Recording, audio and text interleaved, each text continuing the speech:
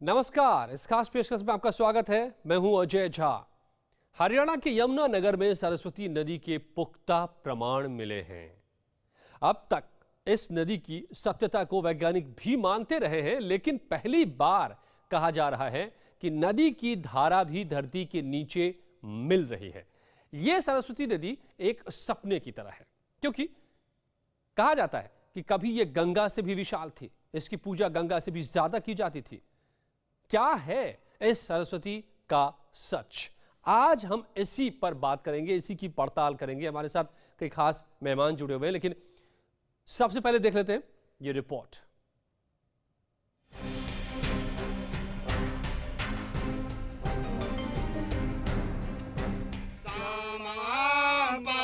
सरस्वती भगवती बुद्धि प्रदां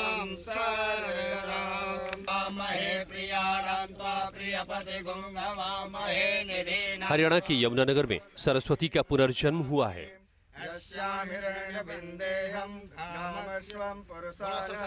प्राचीन गांव मुगलवाली में जमीन के सिर्फ 7 फीट नीचे खोदने पर ही पानी निकल रहा है।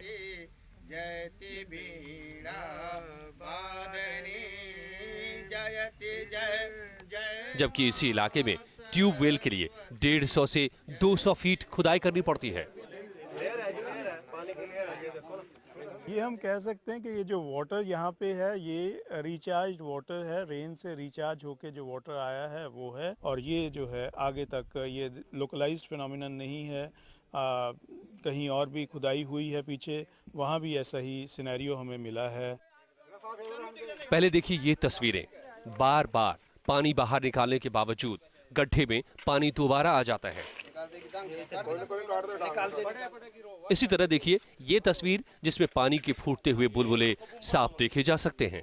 ये जो सरस्वती नदी है, ये हमारे समझ से जो अब तक का पब्लिश्ड लिटरेचर है उसके हिसाब से ये शिवालिक की पहाड़ियों से ही उद्गम है इसको फिर भी मिथिकल रिवर नहीं कहना चाहिए। एक ही जो आज लोग सब कह रहे हैं मिथिकल रिवर, मिथ नहीं है। ये रिवर एग्जिस्ट करती थी। इसके पूरी तरीके से भूगर्भीय और भू आकृतीय, जिसको जियोलॉजिकल और जियोमॉर्फोलॉजिकल दोनों एविडेंसेस मौजूद हैं। मुगलावली से ही सिर्फ 5 किलोमीटर दूर आदिबद्री क्षेत्र है, जिसे सरस्वती का उद्गम स्थल बताया जाता रहा है। साधु संत सरस्वती की जलधार देखकर भाव विभोर हो रहे हैं। सरस्वती के प्रति एक आस्था है और एक श्रद्धा है कि हमारी सरस्वती एक सुंदर नदी के रूप में मिले। यहाँ चिकने पत्थर भी मिल रहे हैं। पुरातत्वविदों का दावा है कि ये पत्थर हिमालय से यहाँ तक बहकर आए हैं। वो सारे के सारे रोल्ड थे, तो मतलब जिसका ये हो रहा था कि ये पानी में बहकर के यहाँ आए हैं। और ये टोपोग्राफी के हिसाब से इस एरिया की ये उपज नहीं है, ये हिमालय से ही बहकर के आए हैं, ये हमने देखा। खास बात ये है कि एक मुस्लिम परिवार ने सबसे पहले सरस्वती नदी की धारा देखी। यहाँ पर खलील और सलमा है, जो यहाँ पर प्रशासन की तरफ से जो खुदाई की जा रही थी, उस खुदाई को जब सबसे पहले इन्होंने टक लगाया तो पानी निकल के आया। मेरे साथ दोनों ही हैं, उनसे बात करते हैं। खलील जी, कब की बात है कि आप खुदाई कर रहे थे और अचानक? ये मंगलवार की बात है जी। तो दो बजे करीब, ढाई बजे जी, दोपहर में। हाँ जी, मैं बैठा है जी। तो तले से बुलबुले सारे से जी, तो बुलबुले रहे थे जी, तो मैं खोदने लग गया जी। तो तले तो पानी आएगा जी साइड में जी। तो मुझको बड़ी खुशी हुई कि सरस्वती ने मुझको दर्शन दिए जी। यमुनानगर से तिलक भारद्वार और सलील खन्ना, न्यूज स्टेट, उत्तराखंड, उत्तर प्रदेश। तो क्या है सच सरस्वती का? डॉक्टर गिरिजा शंकर शास्त्री साहब मेरे साथ जुड़े हैं, वेदों के जानकार हैं। हमें बताएंगे कि वैदिक तौर पर सरस्वती नदी का क्या वर्णन है, क्या प्रमाण है और क्या महत्व रहा है। मेरे साथ BL यादव साहब हैं, रैशनलिस्ट हैं, तर्कशास्त्री हैं, जयपुर से मेरे साथ जुड़ रहे हैं। प्रदीप श्रीवास्तव साहब हैं, नदियों के मामले में जानकार हैं, वैज्ञानिक हैं, देहरादून से मेरे साथ जुड़ रहे हैं। लेकिन आप सबसे पहले ये देखिए तस्वीरों में किस तरह से ये नदियां आती रही हैं, हिमालय से लेकर के अरब सागर तक जो नदियां और बहती रही हैं, उनमें से एक सरस्वती रही है। और ये सरस्वती जो आपको ब्लिंक करता हुआ दिख रहा है एक स्थान, ये नदी, पूरी सरस्वती की रेखा जो है वो नदी है जो कभी एग्जिस्ट करती थी, पहले हुआ करती थी। और अभी जहां पर उद्गम दिखाई दे रहा है वो कुछ इलाका ये है हरियाणा का, जो उसी रूट पर आता है जो पता चलता है कि सरस्वती नदी यहाँ पर थी, जहाँ पर बताया गया है वहीं से। मैं सबसे पहले इस मामले में सीधे सीधे जाना चाहूँगा, जो मेरे साथ वैज्ञानिक है प्रदीप श्रीवास्तव साहब हैं, नदी के वैज्ञानिक हैं। प्रदीप जी, ये अभी जो मैं रिपोर्ट देख रहा था उसमें भूगर्भ शास्त्री भी ये बात मान रहे थे, तमाम जानकार ये बात मान रहे थे कि सरस्वती नदी पहले हुआ करती थी और ये हो न हो वहीं सरस्वती नदी यहाँ पर अब फिर से एक बार दिखाई दे रही है। क्या है भूगर्भीय इसकी पहचान या इसके प्रमाण, या क्या कहेंगे आप? देखिए, जब हिमालय की उत्पत्ति हो गई तो उसके सदर्न फ्रंट से बहुत सारी नदियां जो हैं इंडो गंगा ब्रह्मपुत्रा प्लेन्स में अवतरित हुई। उसके बाद क्या हुआ कि जो नदियां ऊपर से नीचे आ रही थी वो दो तरीके की चीज़ों को रिस्पॉन्ड करती हैं। एक तो ये जो हिमालय में उथल पुथल होती है, हिमालय में हलचल होती है, जैसे अभी आपने देखा एक बड़ा सा अर्थक्वेक आया, इस तरीके के पुतल को रिस्पॉन्ड करती हैं। दूसरा जो वायुमंडल में उसमें चेंजेस आ रहे होते हैं, एटमॉस्फेरिक क्लाइमेटिक चेंजेस आ रहे होते हैं, उसको रिस्पॉन्ड करती हैं। तो इसी तरीके की एक नदी हुआ करती थी जिसको पुराणों में, हमारे वैदिक शास्त्रों में सरस्वती का नाम दिया गया है।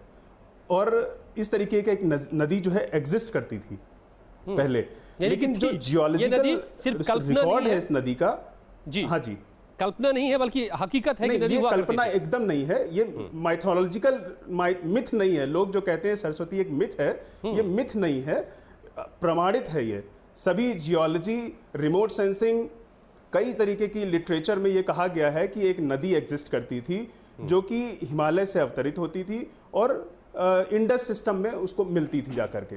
लेकिन इसमें दो बातें हैं। एक तो वो बात है कि एक जो ग्लेशिएटेड टेरेन से नदी आती थी, तो आज की डेट में जो हरियाणा प्लेन्स में जो डीप कोर्स निकाले जाते हैं, उसमें जब नीचे का मिट्टी आप देखेंगे, जो गाद होती है, जो सेडिमेंट होता है, उसमें तो सिग्नेचर मिलता है कि वो हायर हिमालय से आ रहा है। लेकिन यही नदी कुछ हजार साल पहले, करीब 30-35 हजार साल पहले, कुछ हिमालयी हलचल ऐसी हुई थी कि वो नदी खत्म हो गई, डिफंक्ट हो गया वो पूरा रिवर सिस्टम। और यमुना जो थी वो गंगा रिवर सिस्टम का पार्ट हो गई और इंडस जो थी वो अलग है। और ये एक नदी जो मेजर रिवर सिस्टम हुआ करता था, ये डिफंक्ट हो गया और एक छोटा सा पेलियो चैनल एग्जिस्ट करने लगा जिसमें एक पतली नदी बहती थी। उस नदी के किनारे हड़प्पन सिविलाइजेशन फ्लरिश कर रही थी और उसको हम सरस्वती कहते हैं। और ये नदी जो छोटी नदी थी, ये आउटर हिमालय शिवालिक वजह के पहाड़ियों से अवतरित होती है। और फिर 5000 साल के आसपास ऐसा हुआ कि क्लाइमेटिक चेंजेस ऐसे हुए और कंप्लीट ड्राइनेस आ गई थी। तो चूंकि ये नदी का जो कैचमेंट एरिया था बहुत छोटा था और ये उसको सस्टेन नहीं कर सकी उस क्लाइमेटिक सिस्टम को, तो ये और भी जो है ड्राई अप हो गई। आज की डेट में आप देखेंगे कि कई सारे इस तरीके के पेलियो चैनल्स हैं जो कि एग्जिस्ट करते हैं वहां पर। और उन पेलियो चैनल्स में अगर आप कहीं पे भी जाके गड्ढा खोदेंगे तो वहां पे पानी आपको मिलेगा। तो इसी तरीके की ये आज जो तो क्या आपको लगता जा रहा है जी, आपको क्या लगता है प्रदीप जी, हाँ कि क्या ये मुमकिन है कि सरस्वती नदी ही है भूमिगत तौर पर जो अभी दिखाई दे रही है हमें? क्या ये मुमकिन है? देखिए, अगर आप किसी भी जल को धारणा बनाना चाहें तो कोई भी जल सरस्वती है और कोई भी जल सरस्वती नहीं है। ये चीज़ तो तय करना वैज्ञानिकों का काम है। और सरस्वती किस नदी को कहा जाए, सरस्वती किस चीज़ को कहा जाए, ये अभी तय नहीं हुआ है। हम ये जरूर कहते हैं कि सरस्वती नदी एग्जिस्ट करती थी, एक सिविलाइजेशन को सपोर्ट करती थी। लेकिन जो आज वहाँ पर पानी दिखाई पड़ रहा है, उसको जो कहा जा रहा है कि वो सरस्वती का है, आई थिंक वो थोड़ा सा अभी रिसर्च और होनी चाहिए। ये पता लगाना चाहिए कि ये पानी जो आ रहा है, ये इसका ग्राह क्षेत्र मतलब कैचमेंट क्या है, कहाँ से आ रहा है, इसके आइसोटोपिक सिग्नेचर्स होंगे, उसको आप डेट कर सकते हैं, ये बता सकते हैं कितना पुराना पानी है, ये आज का है, ये ग्राउंड वाटर की कई हजार साल पहले रिचार्ज हुआ था वो है। तो ये अभी शायद प्रमाणित, अभी इसकी प्रामाणिकता होना बाकी है। डॉक्टर गिरिजा शंकर साहब हैं, गिरिजा शंकर शास्त्री, वेदों के जानकार हैं। शास्त्री जी, वेद क्या कहता है सरस्वती नदी के बारे में, और जो स्थल जहां पर ये नदी उभरती हुई दिखाई दे रही है और लोग इसको सरस्वती मानकर पूजा भी करने लगे हैं, आप क्या कहते हैं? सरस्वती नदी अति प्राचीन नदी है, अत्यंत पवित्र नदी मानी गई और ये वैदिक काल से ही ऋग्वेद में सबसे पहले सरस्वती नदी की चर्चा आती है। नदी सूक्त में जहाँ विश्वामित्र ने नदियों की स्तुति किया है, पार जाने के लिए मार्ग मांगा है, उसमें सरस्वती का उल्लेख स्पष्ट है। सरस्वती नदी निश्चित थी, इसमें तो कोई संशय किसी को नहीं है, क्योंकि हमारे सारे वेद शास्त्र पुराण और जो ब्राह्मण ग्रंथ हैं, आर्यणिक ग्रंथ हैं, उपनिषद ग्रंथ हैं, सब भरे पड़े हैं। पुराणों में इसका विस्तार से जिक्र भी आया है। लेकिन सरस्वती लुप्त भी हुई, इसकी भी चर्चा वैदिक ग्रंथों में, वैदिक ग्रंथ माने उत्तर वैदिक काल में आया, पुराणों के काल में। तो सरस्वती नदी जैसा कि ऋग्वेद का एक मंत्र कहता है कि यत्र गंगा च यमुना च यत्र प्राची सरस्वती, तो प्राची सरस्वती माने पूरब की ओर बही हुई हैं, और यहाँ गंगा यमुना का संगम होता है, आकर के यहाँ प्रयाग में, तीर्थराज प्रयाग में यमुना से मिल करके फिर गंगा से मिल जाते थे। तो सरस्वती का प्रमाण तो निश्चित ही मिलता है वेद से लेकर के अधुना तक ग्रंथों में, लेकिन लुप्त हो गई। और किस कारण से लुप्त हुए, इसके पीछे भौगोलिक ही कारण था। कभी भूकंप आया, तो उस भूकंप के कारण जब पृथ्वी का भाग कुछ ऊपर उठा, तो जो सतलज नदी थी, सतलज की सहायक सुतुद्रु नदी, इसको पौराणिक नाम दिया गया, सुतुद्रु नदी कहते थे। तो सुतुद्रु सतलज नदी है, उसकी सहायक नदी थी सरस्वती नदी। अच्छा, वो सुतुद्रु नदी जो सतलज थी वो बिपाशा नदी में जाकर के मिल गई। जी जी जी, सतलज की सहायक नदी थी, इसका भी प्रमाण बिपाशा नदी में जाकर जब हाँ मिलता है, ये इतिहास में प्रमाण है। और वो सतलज नदी फिर बिपाशा में मिल जाती है, इसलिए उसकी धार जो प्रवाह था वो बंद हो गया। उसी प्रवाह में सरस्वती बह करके पूरब की ओर आया करती थी, जो प्रयाग में मिली थी। और अब आज वो सरस्वती नदी जो लुप्त हो चुके, लुप्त का अर्थ ही यही था कि जो दिखाई न पड़े। महर्षि पाणि ने कहा अदर्शनम लोपः, माने जिसका दर्शन न हो वही लोप है, वही लुप्त है। तो जो प्रत्यक्ष बहती नदी आज दिखाई नहीं पड़ती, नदी कहते ही है जल प्रवाह को।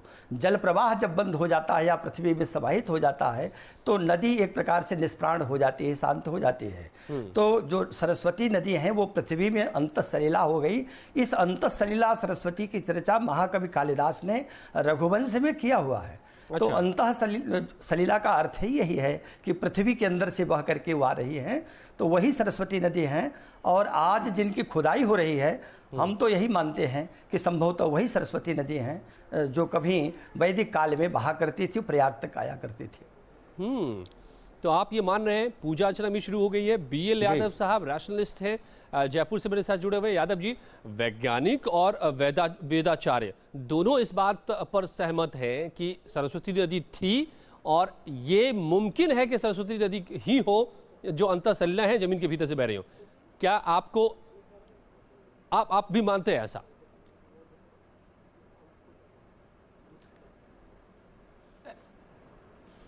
नहीं, ऐसा है, सरस्वती नदी का सबसे पहले जिक्र ऋग्वेदा में आया है। सरस्वती का सबसे पहले जिक्र ऋग्वेद में किया गया है, जो कि आज से जिसकी टाइम पीरियड बताते हैं कि करीब 4000 साल पहले का है। और सरस्वती का ये बताया गया है कि 5 से 6000 साल पहले वो एक्सटिंक्ट हो गई, उससे पहले एग्जिस्ट करती है, ऐसा वेद में बताया है। तो अगर वो एग्जिस्ट करती थी तो ऋग्वेद से पहले भी वेद लिखे गए थे, उनमें उनका जिक्र क्यों नहीं आया? दूसरा मैं ये कहना चाहूँगा कि जो वैदिक लिटरेचर है, ये लिटरेरी वर्क है, ये आर्कियोलॉजिकली या साइंटिफिकली प्रूवन नहीं है। वैदिक कल्चर वो केवल बहुत सारी चीज़ें मिथ्स हैं।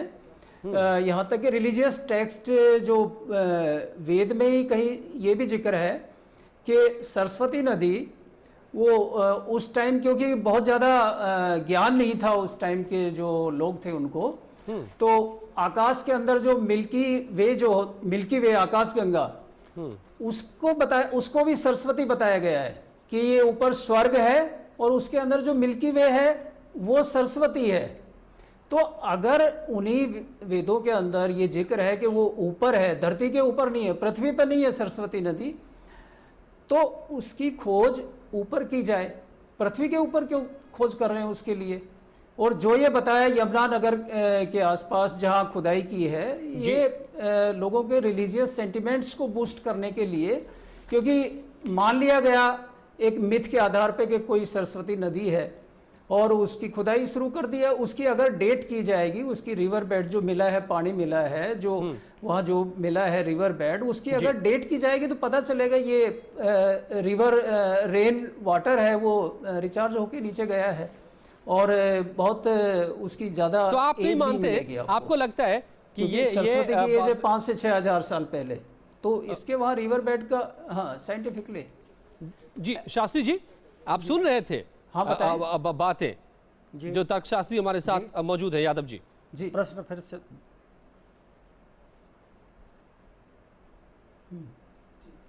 हेलो शास्त्री जी, आप सुन रहे होंगे। यादव जी का ये कहना है कि हमारे वेदों में और हमारे पूर्वजों ने ये भी माना कि आकाश गंगा जो है वही सरस्वती है, तो अब आप धरती पर उसको ढूंढने लगे हैं, तो ये क्या?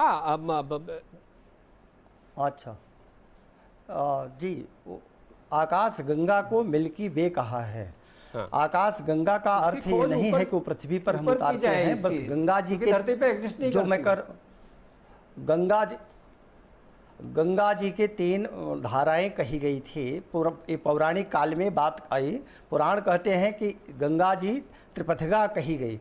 तो एक आकाश गंगा जिसको हम मंदाकिनी कहते हैं, और दूसरी गंगा जो भागीरथी है पृथ्वी पर बहती हैं, तीसरी गंगा भोगावती जो पाताल में चली गई। तो पाताल की गंगा समुद्र में विलीन होकर के ही पाताल गई। आकाश गंगा अभी भी आकाश में है, उसको धरती पर उतारने की कहीं किसी ने बात नहीं की है। वो तो आकाश की गंगा देवताओं के लिए है। पृथ्वी की गंगा जो भागीरथी है, यही गंगा हम मानवों के लिए कही आई हैं और हम इसी का सदुपयोग करते हैं गंगा जी का।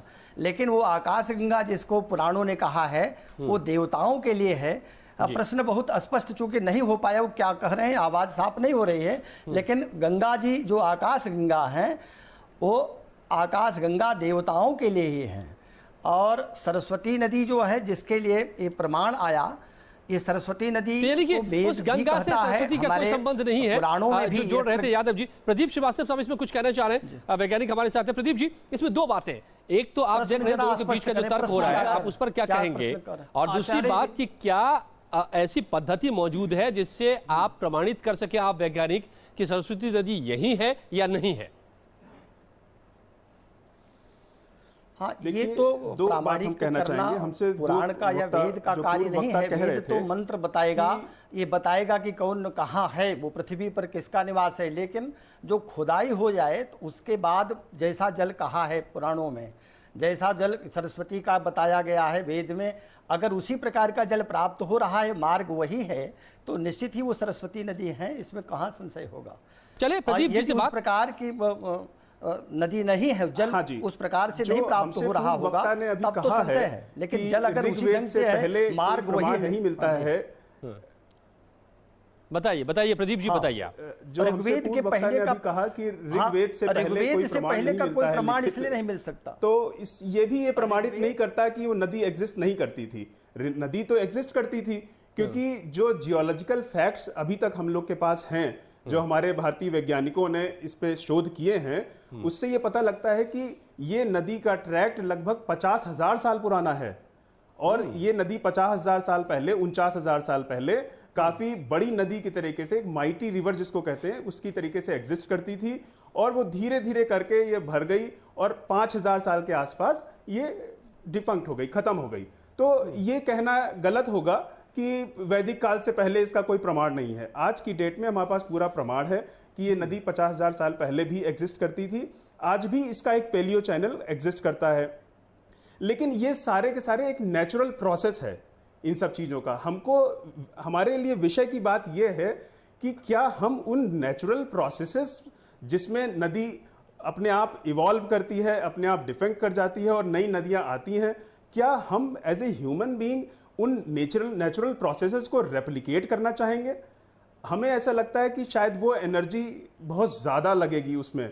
नहीं प्रदीप, लेकिन अभी जो सवाल है हमारे सामने, करने की कोशिश कर रहे हैं जी, शायद हम प्रकृति के जो नियम है और जो बदलाव है उसको तो नहीं रोक पाएंगे या बदल पाएंगे। लेकिन जो अभी सवाल है कि क्या ये जिसको सरस्वती नदी माना जा रहा है, क्या आप और आपका विज्ञान हमें ये बता सकता है कि ये वाकई है सरस्वती नदी जो कभी एग्जिस्ट हुआ करती थी या नहीं? देखिए, बिल्कुल ऐसा पता किया जा सकता है। इसमें जो जल अवतरित जो उसमें निकल रहा है गड्ढे, उस जल को आप डेट करें, उस जल की केमिस्ट्री की केमिकल एनालिसिस करें, उस जल का आइसोटोपिक एनालिसिस करके आप फिंगरप्रिंटिंग कर सकते हैं कि ये पानी कहाँ से, इसका कैचमेंट एरिया क्या है। अगर एक बार आपने कैचमेंट एरिया डिसाइड कर लिया, एक बार आपने इसकी एज डिसाइड कर ली, तो आप ये बता सकते हैं कि क्या ये वही ट्रैक्ट है जो 5000 साल पहले विलुप्त हुआ था, वो पता लग जाएगा। लेकिन बात ये आती है कि क्या हम ये वाकई में करना चाहते हैं। इस तरीके के कई सारे ट्रैक्ट अवेलेबल हैं, मतलब एक ही पैलियो चैनल नहीं है, बहुत सारे पैलियो चैनल हैं इस तरीके के, जिसके अलोंग हड़प्पन सिविलाइजेशन एग्जिस्ट करती थी, जिसको हम सरस्वती कहते हैं। हरियाणा में है, बहुत सारे राजस्थान में कहे जाते हैं, गुजरात में भी कहे जाते हैं। आपने कहा कि सरस्वती जो है प्रयागराज में भी थी, तो सरस्वती नदी किस चीज को माना जाए, अभी तो यही तय करना है हमें, किस ट्रैक्ट को हम सरस्वती नदी कहें। जी तो शास्त्री जी इस पर बताएंगे। शास्त्री जी हमें आप दो बातें बताइए। एक तो सरस्वती नदी कहां से कहां तक थी, क्या वर्णन आपके शास्त्रों में है, और दूसरा कि उसकी क्या खासियत थी।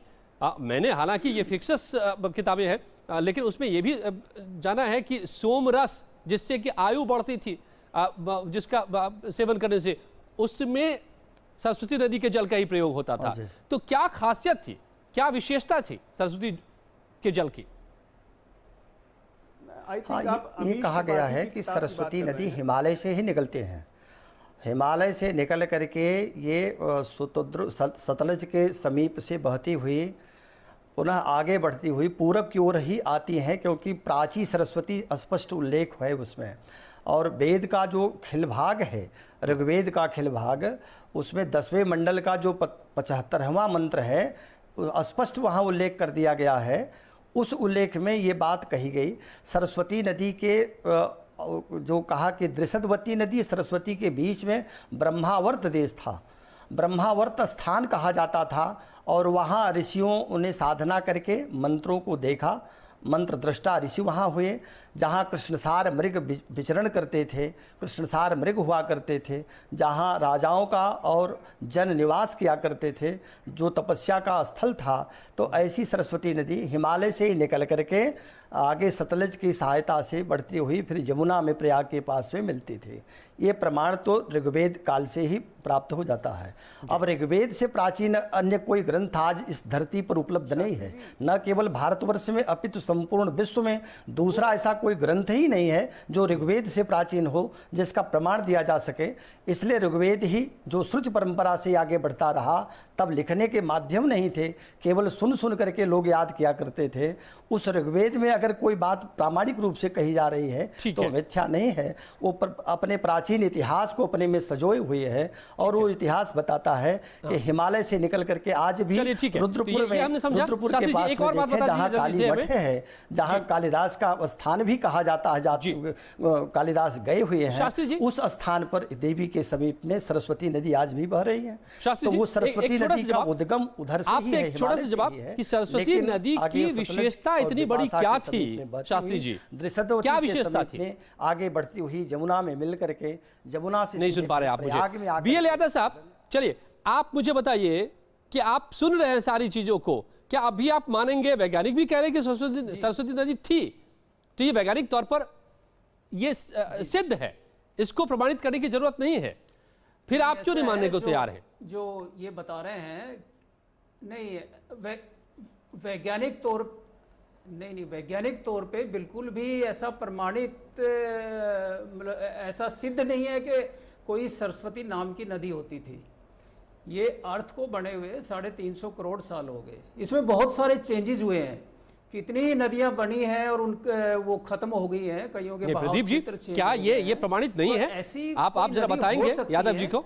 पर ये कहना कि वो सरस्वती नदी थी, इस चीज पे हम यादव जी पे एग्री करते हैं ऐसा कि कोई सरस्वती नदी जो है, आप देखिए नदी तो बहुत सारी एग्जिस्ट करती है, आर्कियोलॉजिकल ये प्रमाण की बात कर रहे हैं। ये एक अफगानिस्तान में हेलमुंड नदी है, उसको मानते हैं कि ये उस टाइम 4-5 हजार साल पहले की जो बात कर रहे हैं, वो अफगानिस्तान में हेलमुंड नदी है, उस नदी को मानते हैं। ये प्रदीप जी ये नदी होगी वो जिसका जिक्र है। अच्छा, अफगानिस्तान हम भी नहीं जाते, सरस्वती नाम है ये कि सरस्वती ये गलत सूचना है, ये गलत सूचना है यादव जी, गलत सूचना है। ये केवल रिलीजियस प्रदीप जी, बूस्ट करने के लिए हम ये आपको सब बता किया दें जा रहा है। ये लेकिन प्रदीप जी, जो रास्ता, ये जो कह रहे मार्ग बता रहे हैं शास्त्री जी वैदिक ऋग्वेद के मुताबिक, क्या उस रूट पर नदी कोई होती थी जिसका जो भी नाम रहा हो? ऐसा जो मार्ग है वो अफगानिस्तान, वो नदी अभी भी एग्जिस्ट करती है। अगर आप माणा विलेज के ऊपर जाएंगे, जो बद्रीनाथ के ऊपर माणा जगह है, वहां पे आगे सरस्वती कुंड है, वहां से वो नदी अभी भी निकलती है और माणा के पास में आके सरस्वती और अलकनंदा का संगम है। वो नदी अभी भी एग्जिस्ट करती है। लेकिन ये नदी जो थी, ये तो आप गंगा रिवर सिस्टम की बात कर रहे हैं। इस गंगा रिवर सिस्टम और एक इंडस रिवर सिस्टम है। इंडस रिवर सिस्टम, इसके बीच में एक उभार है जिसको हम दिल्ली अरावली रिज कहते हैं। हाँ। तो ये जो सरस्वती नदी थी, ये पूरी की पूरी इंडस रिवर सिस्टम का पार्ट हुआ करती थी। तो ये डिफरेंट सिस्टम था।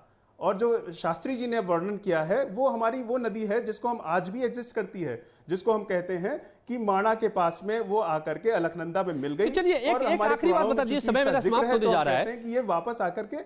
जी प्रदीप जी, हाँ जी, एक आखिरी बात मुझे आप बता दीजिए कि जहां पर आज ये खुदाई की तस्वीर हम देख रहे हैं और वो लंबी श्रृंखला है कि खुदाई हो रही है और हर जगह से पानी निकल रहा है, ऐसा लग रहा है कि नीचे पानी की नदी एक बह रही हो, ऐसी लाइन में हर जगह पानी निकलता रहा है कुछ ही फीट की गहराई पे। जहां पर आप ट्यूबवेल अगर जाते हैं बनवाने तो वहां पर 200 फीट पे जाके लेयर मिलता है। तो क्या जरूरत है कि इसको परखा जाए, वैज्ञानिक तरीके से जांचा परखा जाए और ये तय किया जाए कि ये क्या है? यहाँ पर ये सरस्वती नदी है, वो जो ऋग्वेद में जिसका वर्णन है, या कुछ और? एक वैज्ञानिक दृष्टिकोण से ये पूछ रहे हैं जी, वैज्ञानिक दृष्टिकोण से ये चीज अगर आप पूछ रहे हैं तो हमें ऐसा किसी भी उद्देश्य का मतलब समझ में नहीं आता कि क्यों हम ये करना चाहते हैं।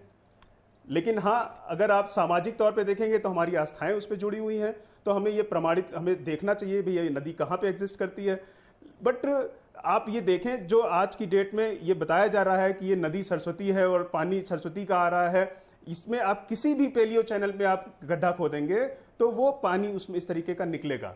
वो आप कहीं पे भी करें, हिंदुस्तान के किसी भी कोने में कर दें, दुनिया के किसी भी कोने में कर दें, तो ये चीज जो है ये हमारी समझ से थोड़ा सा एक लॉन्ग शॉट गोल है अभी। हाँ। उसके दो बातें साफ हो पा रही है, दो बातें साफ हो रही है कि एक कि वैदिक तौर पर जिसको सरस्वती नदी कहा गया है वो वैसी नदियां आज भी एग्जिस्ट करती हैं और थी, सरस्वती नदी थी, इसमें कोई शक नहीं है। ऐसा हमारे दो मेहमान मान रहे हैं, लेकिन ऐसा यादव जी नहीं मान रहे। उनको उनका कहना है कि ऐसे कई भ्रम हैं और एक नदी के बारे में आप नहीं कह सकते कि वही सरस्वती नदी थी। दूसरी बात जो कह रहे हैं हमें नदी वैज्ञानिक प्रदीप जी कि आपको जांचना पड़ेगा अभी कि ये सरस्वती नदी है कि नहीं। ये थी खास पेशकश। धन्यवाद आप सबका।